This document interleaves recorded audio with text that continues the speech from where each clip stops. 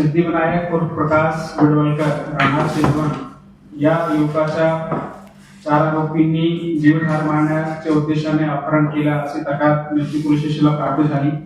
त्यावरून Nifty police Thane गुन्हा register number 12/2025 भारतीय दंड संहिता कलम 364 आणि 34 प्रमाणे गुन्हा दाखल करण्यात आलेला होता। सदरचा गुन्हा गंभीर स्वरूपाचा असल्याने तसेच आरोपींचे कस्टोडियल इंटरोगेशन आवश्यक असल्याने तात्काळ ह्या 4 आरोपींना अटक करण्यात आलेली होती।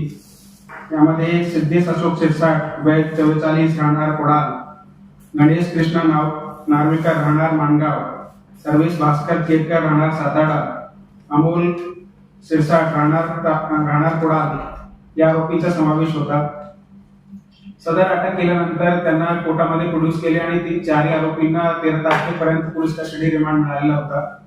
सदर गुन्ह्याचा तपास करताना यामध्ये सदर आरोपींनी या युवकाला अपहृत युवकाला कोडालमध्ये आणून त्याच्यासोबत आर्थिक कारणावरून मारहाण केली आणि त्यामध्ये त्याचा मृत्यू झाला। नंतर या आरोपींनी कट रचून त्याच्या प्रेत सातारा येथील एक स्मशानभूमीमध्ये जाळला आणि त्याचे जे काही रिमेन्स होते ते एक पेरको नदीमध्ये प्रवाहित केले असा कट रचून त्याचा पुरावा नष्ट करण्याचा प्रयत्न केला। असे निष्पन्न झाल्याने या गुन्ह्यामध्ये भारतीय दंड संहिता कलम 302, 120 ब आणि 201 असे अधिकचे कलम यामध्ये समावेश करण्यात आलेले आहेत। या गुन्ह्याचा अधिक तपास निफ्टी पोलीस ठाण्याचे सहाय्यक पोलीस निरीक्षक भीमसेन गायकवाड करीत आहेत। थँक्यू।